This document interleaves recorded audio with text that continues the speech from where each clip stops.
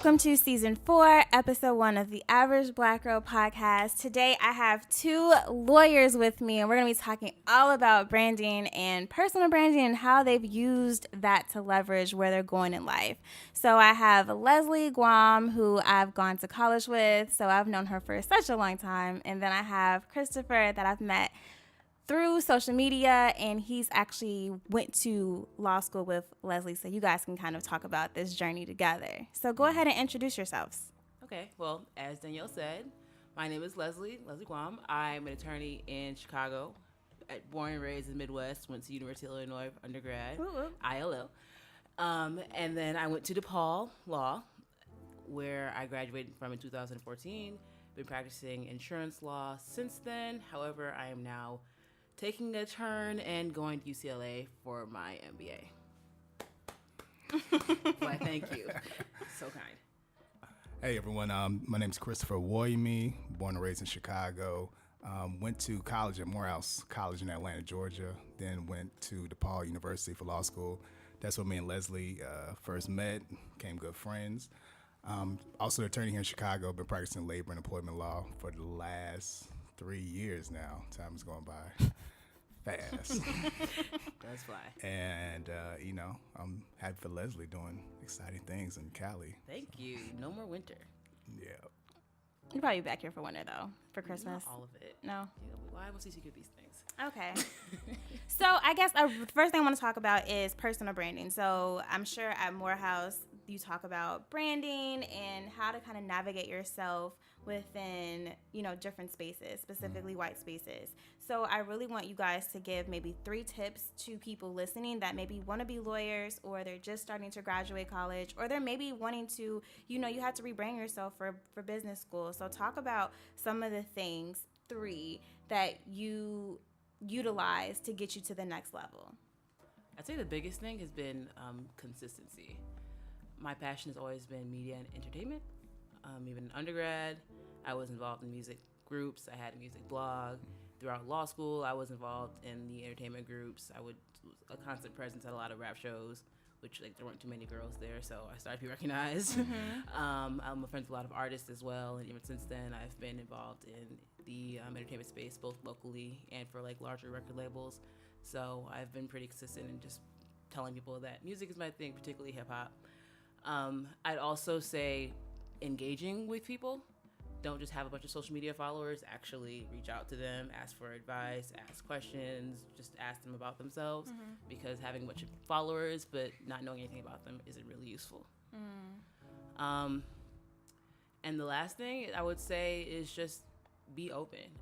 Try different things. I've always known what work in entertainment, but I haven't always been sure exactly what role. So I've engaged in some artist management. I've done promotions, publicity work, content management, and I've learned something from each of those roles. So it's just, I would say, don't be afraid to venture out. So what are you going to do now with business school? What do you think within music, right? Excellent question. Music or television? Okay. Honestly, they're starting to combine. I'm really feeling the idea of working in licensing. Okay. Because that is going nowhere. It's actually just growing. As the music industry dies, that's how music is getting heard through TV, through commercials, etc., and even streaming. Mm-hmm. So, thinking somewhere in that space. Awesome. Mm-hmm. So, are you gonna be chronologically in your journey through figuring out B school and music? Yeah, I'm follow? Going. That's why I'm going to school in LA. So, at Hip Hop Industries is the Instagram if y'all want to follow. Okay. Follow the journey. The brand is strong. Shout out to Jesus and Mero. Funny. So 3 tips that I would say. One I did get from college, I would say making a great first impression / first appearance. And, you kind of hate to admit it, but how you look and how people first encounter you goes a long way. I'm not necessarily, being physically attractive, but even just putting how you dress and how you carry yourself. Although I did remember reading this fact, I can't quote it, but they said essentially if a job was offered to an attractive person or a non-attractive person, the attractive person usually gets a job. And so that does go a long way. And I remember at Morehouse, I can't remember maybe our junior or senior year, they came and had Brooks Brothers come in and give this whole presentation to us about how to dress, about suit patterns, suit colors, mixing and matching, when you're in meetings or formal events, what shoes to wear. I mean, and those things go a long way. And then fast forward to law school, I remember meeting, she was an HR person with the city. I ain't gonna drop her name, but but she gave me an opportunity, and she knew I wasn't necessarily qualified for, but I just gave off a good first impression for her. Like on paper, I wasn't qualified. I didn't have the years into it, but I gave her a good first impression to her. Then the second tip would be close to what Lesley said about consistency, but I would kind of put it as make your niche known.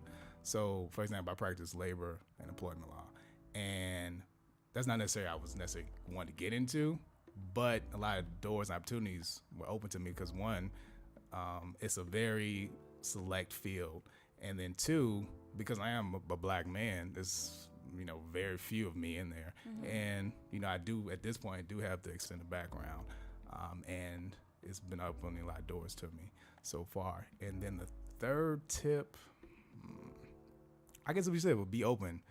I think we all, let's say, have a set plan in place when we, beginning things, but a lot of things come and sidetracks that, and we go off script, and we don't know where that takes us. And I think a lot of times I can say, as a witness, that has always led to bigger and better things by being open. So I agree with everything you guys are saying. This is why I had you guys on my show, right? Because you're giving the real. One example that I have of just kind of dressing for the part is my internship. So my internship was with L'Oreal USA, and I was doing it through this program called MLT. And so before that, they had never hired anybody from MLT as an intern. But when I came to present, I had like a pink background. I had a pink shirt. And they were like, they noticed that. Yeah. And I got the internship based off of matching. There you go. And they were like, gotta coordinate. Coordinate. I didn't even know, right? And so when I got there, I noticed that they do casting calls, but they do casting calls within their organization and outside because they hire pretty people. Wow. So it was like, hey, who wants to be on this? And I was like, wait, this how this works?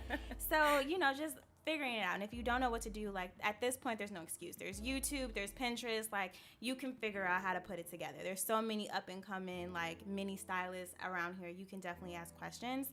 But for me, like one of the things that I looked at was my industry standard, right?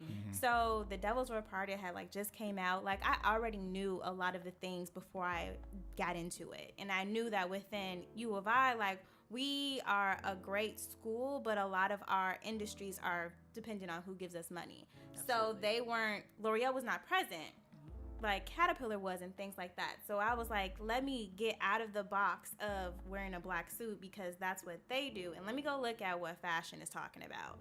And that really was able for me to fit in, like when in Rome, do what Romans do. You really have to have that, especially there's such a different corporate culture, and so understanding that and asking questions. So that's one of the things that I would look at. And now you have no excuse. You can go on LinkedIn and see who worked there, and then from there you can go and look at their Facebook and see how they dress. And now it's like done deal. That's true. So I don't call it stalking. I call it corporate stalking because it comes back to who wants it more. Like who want it? There's levels. But yeah, there's levels because then it gets a little weird. Corporate stalking is not. It's like I need to know who this person is. I need to know what they look like. Yeah. And if they have kids, like, you gotta throw something in there. I mean, the end goal is appropriate, so it's not. Or for me, like I'm really good at reaching out to the secretary. Yeah. I will figure out who the secretary is, and I will call her. That's smart. And they will tell you who's mean, who's not. They will even schedule you an interview or a coffee time. Yep. It just all depends. People are like, how you getting these jobs? How you getting this? Like, because I'm calling people. Right. Yeah. Y'all just real big. Yeah. Yes. Like it's just all about to who wants it more. And I've never had any secretary tell me no. Really?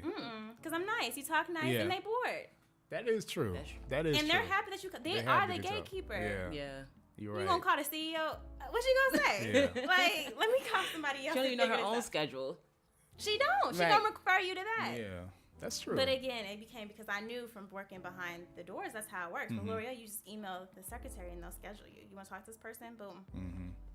Smart. So again, That's so a it's tip all from about you. strategy. Like, don't just be out here like, I need a job. Like, think about it now. Okay. So, okay, now I want to get into what's on everybody's airwaves, everybody's Instagram. It's the In My Feelings Challenge. So, Miss Hip Hop Mistress, I really want you to kind of figure out and explain to us how Drake is able to have summer bangers year after year, right? Like, I thought that it was going to be another song, and it's Drake.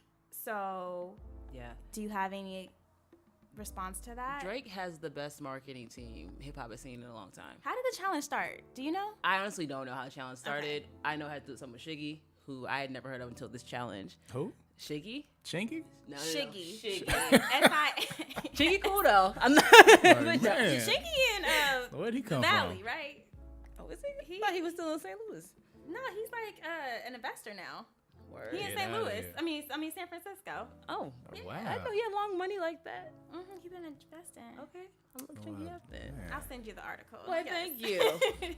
Good for him, because that one hit was too And long he ago. stopped. Anyway. But you see, he sometimes is in like the front row seats of certain games. Oh, no, I think you're talking about Chameleonaire. Oh, is that what I'm talking Oh about? yeah, Chameleonaire. Chameleonaires. My bad, Yeah. you're right. Chameleonaire. See, this is why I'm not hip hop. Yeah. Okay, so back to Anyway, Drake. yeah. Great. So yeah, Drake has had one of the best marketing teams ever, and I say that because my belief, which I have no concrete proof of, but a lot of these like memes and stuff, I think those has been his team putting that stuff out. Absolutely. Yes, and so just that's consistency keeps Drake in the forefront at all times. So when he's ready to drop a banger, he does. He's already on your mind. Yeah. Because Burberry was looking for people to create memes. Yeah, They were hiring people. yeah, exactly. So I mean, Drake is no different. He's a brand. Yeah.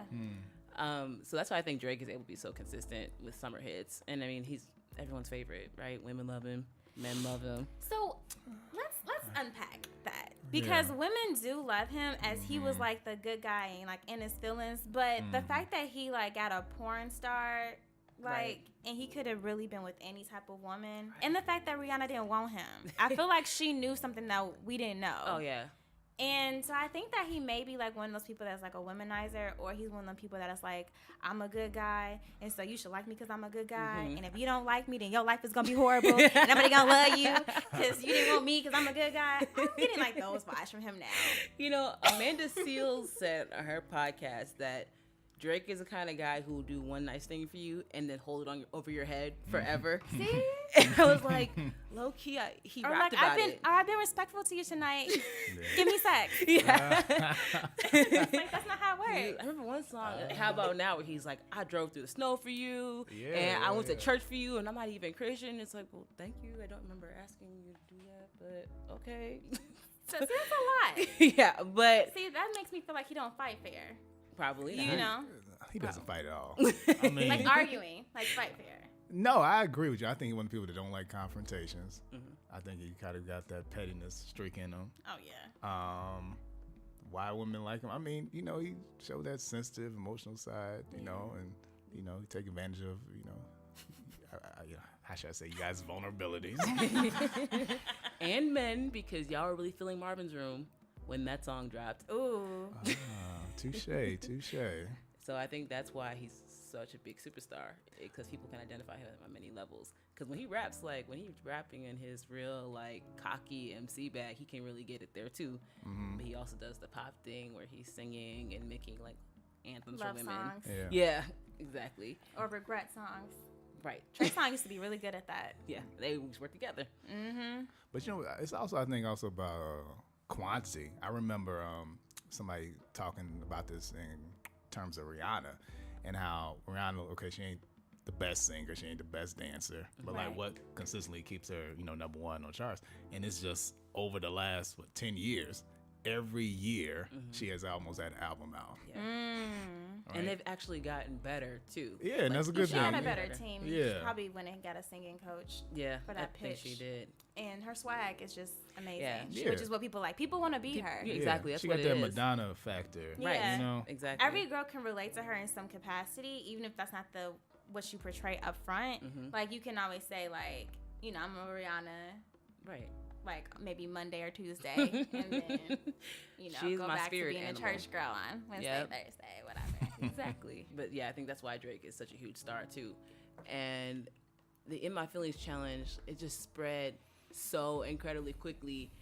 And I don't think his team planned on that song being the next lead single. Yeah.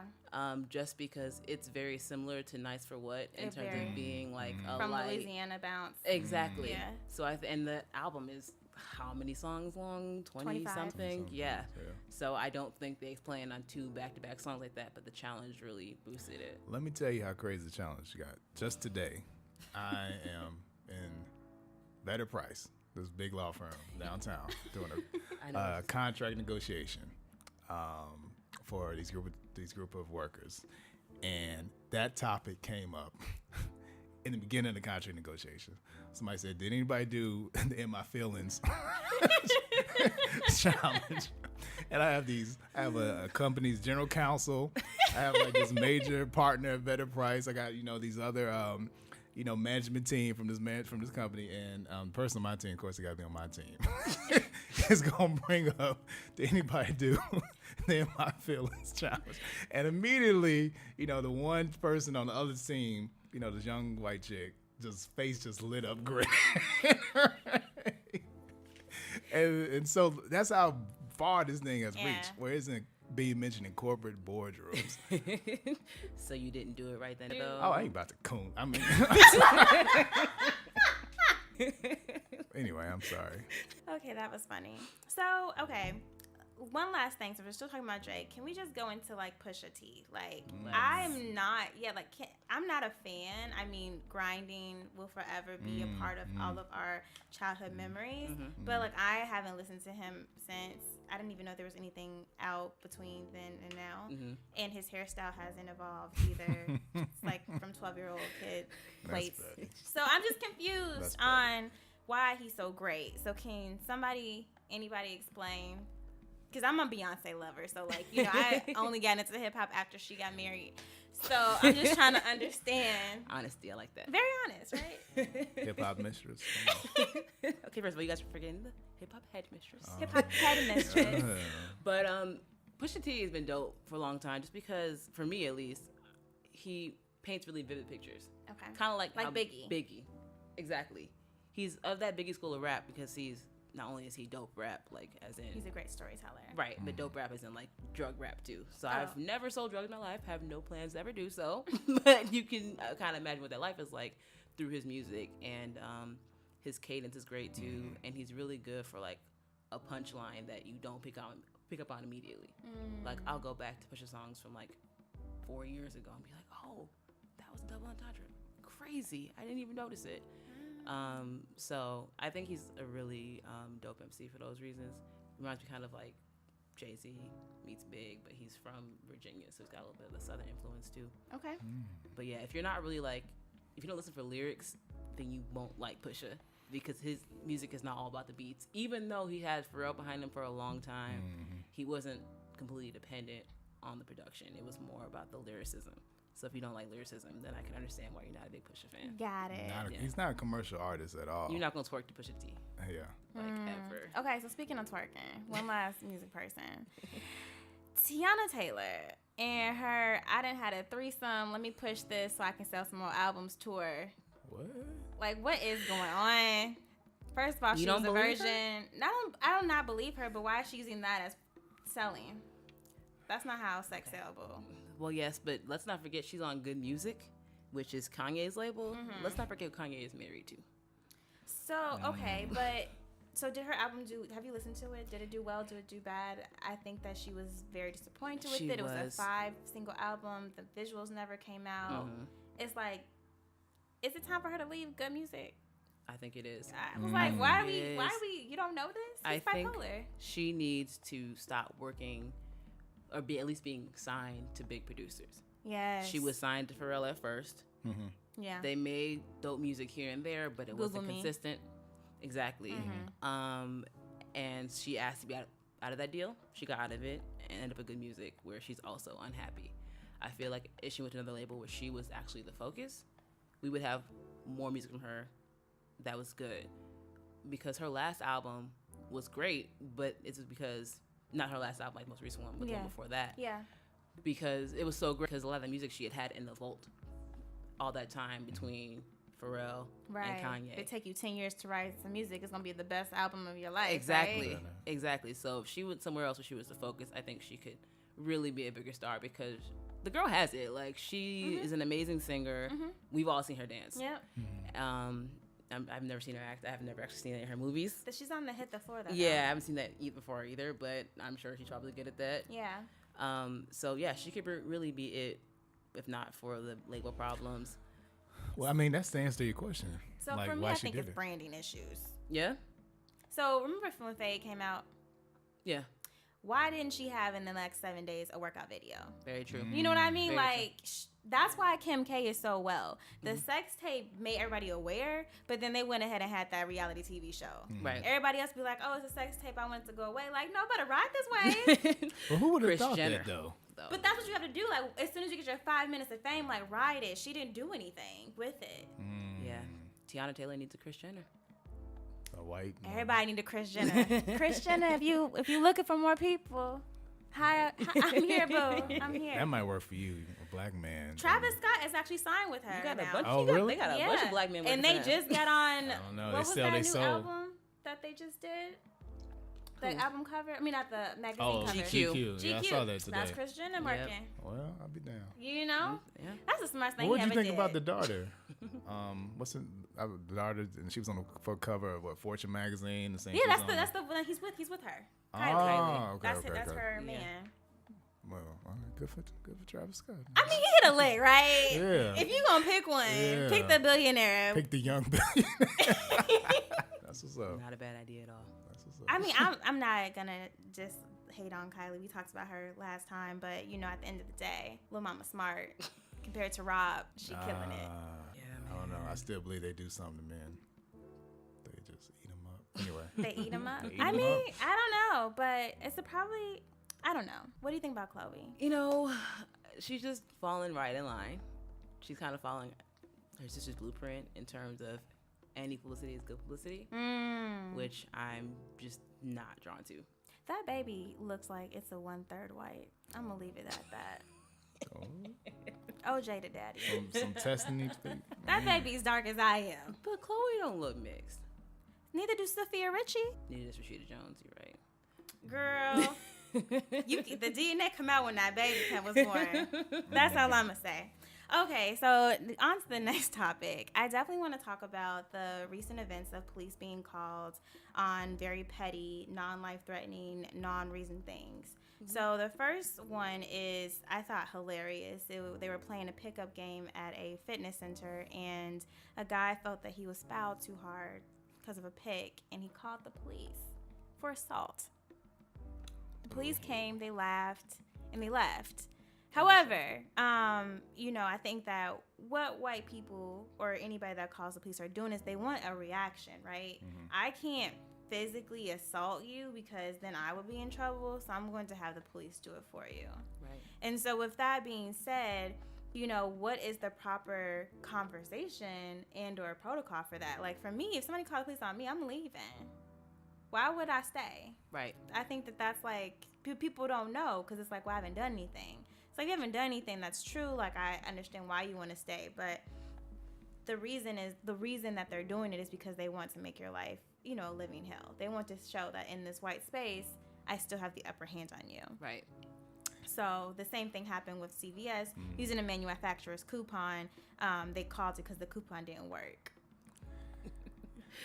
It reminds me of, I just heard D.L. Hughley say this. The most dangerous place for black people to live is in white people's imagination.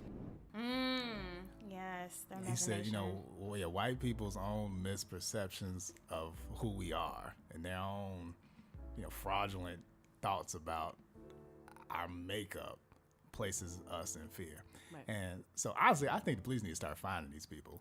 Right. Yeah. Finding Do you these get in trouble businesses, for finding these calling people, 911? Yep. wasting taxpayer dollars Exactly. I feel like these people to are come out here and taking, deal with this foolishness. So, okay, lawyers. I mean, they're taking the idea of like public servant too literally. Like the police do not work for you, and they are not there to get rid of any inconvenience for you. They're there to handle crime. None of that is a crime. I also think like they are really pushing this like I'm in a fear of my inconvenience. Like you enslaved us. How are we a danger to you? Let's not forget. Historically, you the one that went throughout the entire world and fucked up everybody's tribes. Right. But we're the ones, you know. So Yeah, I just the feel like, nuisance. yeah, we're the nuisance. Right. We weren't a nuisance. We were sharecropping. True. You know, so I'm True. confused. We weren't a nuisance when we were breastfeeding your children. You know, but honestly, not even honestly. No, honestly. I don't know if this might sound wrong, but it seems like Just say it. white people had a little convention in April and said this is only going to be on our agenda for summer 2018 because it's just getting ridiculous how week after week the same It's something damn story Yeah. is happening.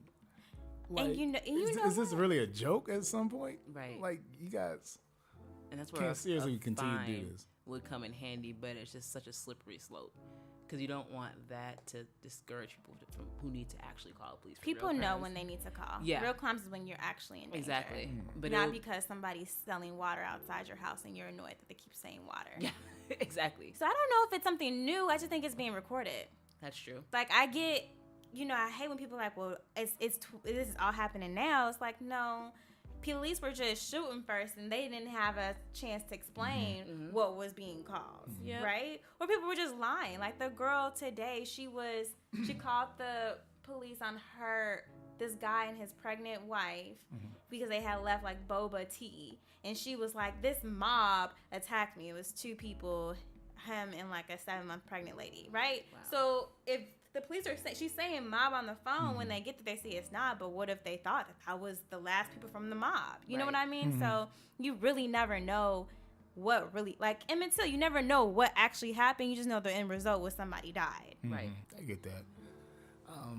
I mean, what can be done going forward? Like I said, I still like my finding idea. I like it too. Yeah, because you at this point you're wasting my tax dollars Right. on You're misusing it. was misusing it. Yeah, And I think, because it's like, and there is like a fine if you call 911 and it's not an emergency. Exactly. But a lot of these white people are calling the non-emergency phone, so then they can't get fined.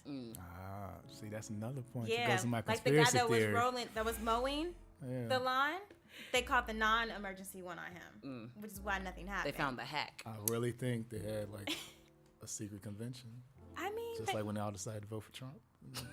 We gonna say vote for Hillary, right? But then at the last minute, when we get in the booth, we doing what we want to do. right? Speaking of Trump, so can any of you guys, for the people, explain what happened this week? Oh my goodness, he just. Is it treason? Is it not? What's going on? I feel like it's treason, but I don't work in politics. I don't know, but I mean, just to go in front of the world stage and say, no, FBI, CIA, they're wrong. Russia didn't do anything. Putin is my boy. He's right here. Like, no, that sounds like you're going against your country as the president, which sounds a lot like treason. But I don't know. Yeah, it's funny. You know, his whole theme during the election was America first. America first, remember? Yeah. And it's America first until you get with your boy in Russia. And then if you notice during that press conference he had with Putin, the only time someone used their first name was when Putin called him Donald. Like, and every time, you know, Trump referred to Putin, he was like, oh, Mr. Putin, President Putin. Word, I didn't notice that. And Putin called him, you know, Donald. I agree with Donald, and Donald's right. And I was like, something, you can't tell me that. All right, boy. Yeah. That's what that Right. was. It was like, yeah, like I dare you to say something. Like it was, you Right. can't tell me that the Russia and Putin has some deep, deep dirt on Trump. Right. Yeah. Because the way that he's just selling us out is embarrassing. I mean, and even Republicans, like, to get him credit, you know, for one thing, even they admitted, at least with this last incident, that all right, this just went too far. Like, Because even Republicans love their country. So it's like, it's not even like we're fighting over issues. It's like, you supposed to be on America's side. Right. This is like when you have a fight and you still mad at your parents outside the house. You gotta act like everything's yeah, fine. yeah. Don't bring this outside the house. Yeah. And it's like, what you Yeah. doing? We got issues, but like it's not for the It world. ain't- Right. Yeah. That's exactly what it's supposed to be. And don't but, tell your quote unquote enemy at Yeah. that. Oh, But I mean, it's They're just friends. a pattern. Right. I But mean, nationally, it's supposed to be yeah. an enemy. it's just the same pattern. Because remember, like after he fired Comey, they said maybe the next day he had the Russian ambassador in the White House, and there was pictures of him just laughing it up, cheesing so hard, you know. So that's what that reminded me of. It's like it ain't nothing new. This is what he's been doing. Those, you know, and I get it. You know, they got you elected. You gotta take care of them. Like I get it. Quid pro quo. That's how deals work. Right.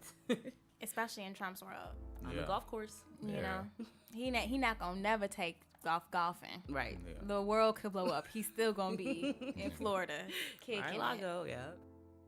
I'm gonna go ahead into the branding section for the course. So for anybody that's interested in really developing your branding, I have the Branding 101 course that's available at the Above Average University. The link is going to be in the description. But the first thing I want everybody to think about is I really want you guys to think about finding your branding personality. Now, finding your branding personality can be a couple of different things. I always like to say start in threes because you don't want to be the jack of all trades. People don't take you seriously when you do that, but you do want to be consistent and have something that you can talk about not boring. So maybe your branding, if you are, you know, a new married millennial, can be family, can be, you know, do it yourself in home decor. It can be you and your husband doing stuff. If you are someone that wants to have like a work-life balance, like a lawyer, you can have your lawyering, your style, and then you can always do something else that you like, maybe an extracurricular or family or exploring the city. You want to think of things that not only you can talk about and you can post, but you also want to be thinking of things that you can find sponsors for and content and partnerships, because that's the name of the game. So a lot of times people are like, Danielle, like I don't want to do clothes because I just feel like everybody's doing clothes, but you're human. So I would push back and say you can do a style of the day or something like that, because at the end of the day, you have to find something that your followers can not only love you and know you and respect you enough to buy something from, but that they can do as well.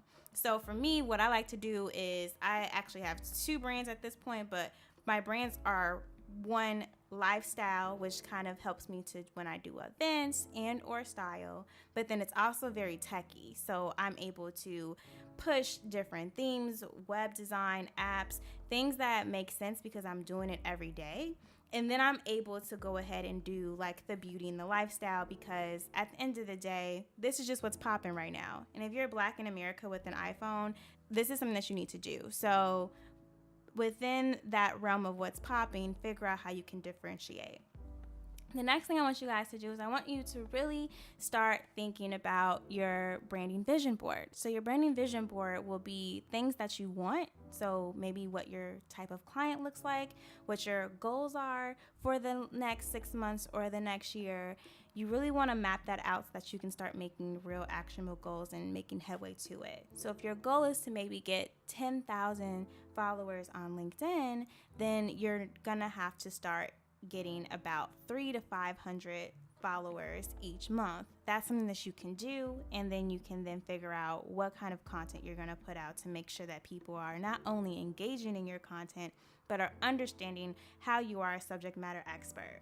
The last thing I want you guys to do is I really want you guys to start looking into how to make your own graphics and looking at tools that you can start doing to jazz yourself up. So if you're looking for information about that, all you need to do is go to averageblackgirl.com, and under the resources for bloggers, I have my toolbox. So you'll be able to see all the apps that I use, all the tools that I use, and these things are tested. So I wouldn't put anything that I haven't tested or use myself on it, because at the end of the day, I want you to not only utilize my blog and my site, but I want you to trust me and build rapport. I'd rather give you free, good information so that you'll actually buy the stuff that I'm selling than for you to just try something and hate it. And that's the same type of voice that you want to have for your brand as well. So I would definitely have you guys think about who you are, what you want the world to know you as, and I want you to not only do that, but I want you to find 3 industry leaders. the thing that is super great about branding and social media is that you really don't have to reinvent the wheel. You can find 3 to 4 people that you really like and find who you are out of those people. Nothing is new under the sun, not even these new artists. So you can definitely go ahead and do the same thing. If you have any questions, definitely reach out at Danielle@averageblackgirl.com. So Lesley and Chris, I just want to thank you so much for joining me and dropping so many gems. I really enjoyed you guys, and thank you so much for explaining to everyone about branding. Lesley talking about hip hop, and Chris, yes, your commentary was so necessary and useful. All right, my above average crew, you can reach me on my websites at averageblackgirl.com and my blog and lifestyle website at DanielleAMitchell.com. You can reach me on Facebook and Instagram at Average Black Girl and on Twitter at ABG Girl. And you can reach me on Pinterest at A Black Girl 2015. I will talk to you soon. Bye.